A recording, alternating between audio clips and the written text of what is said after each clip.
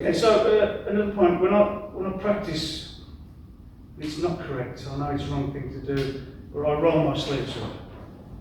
I don't think I've ever seen a photograph of myself or filming of myself and I've got my sleeves down, so really it's not the right thing to do. But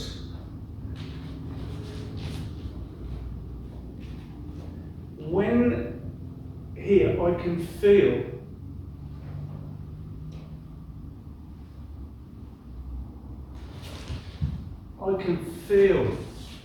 the attack.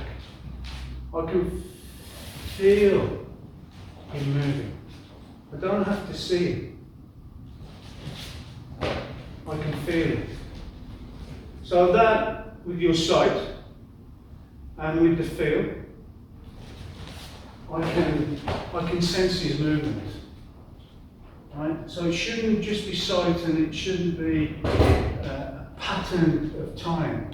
So when you're practicing, it should not be like this. It shouldn't be, they do the first one and then they stop, and then they go, or 1, 2. 1, 2. You should be varying the speed of the attack.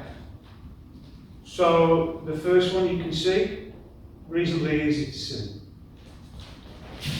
I can see go, no. Next one, not so easy to see because it's sort of coming from your blind side. So I have to use my sight and feel. So developing your now.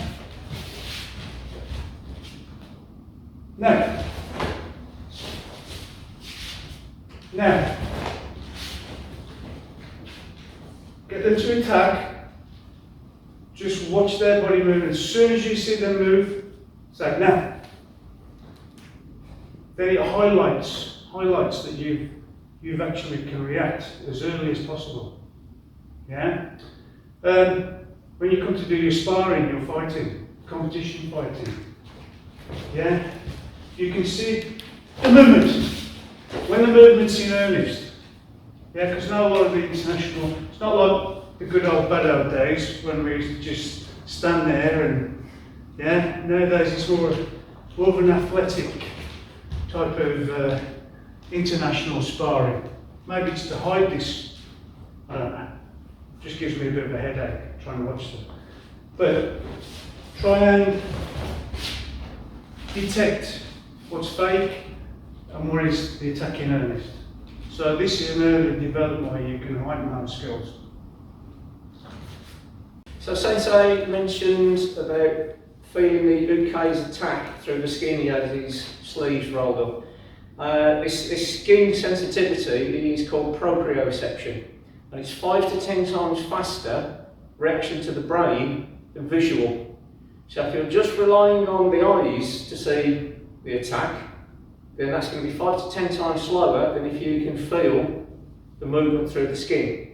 So this is quite an important element if you're going to progress your training on beyond a basic level. But the other skill within that is if you are the Uke, you want to disguise this as much as possible so you give nothing away when you make your second attack. So try not to pull back. If you can hold the arm but move the feet, then you're taking away his ability to propriocept your movements.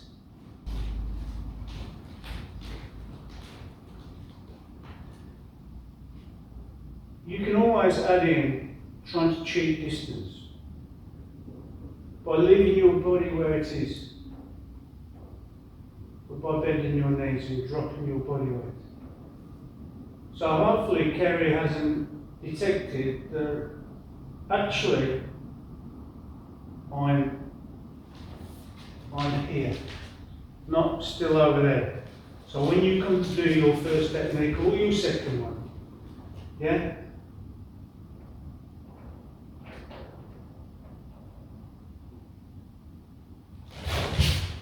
down quicker.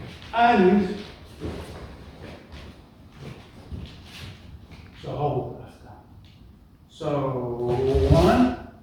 So the same here.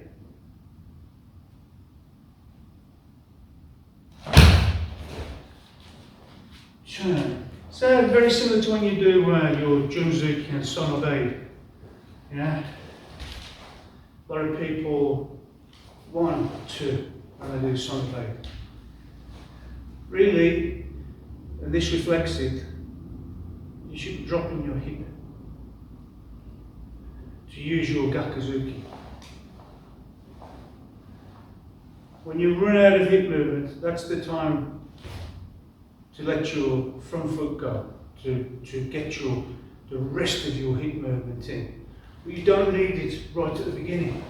You have this much, then front foot. So it's only a very small foot movement, right at the very end.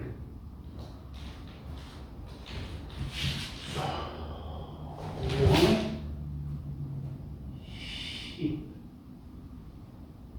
hip, then move the foot. So don't just practice your Kyo number 1, practice for cheating distance.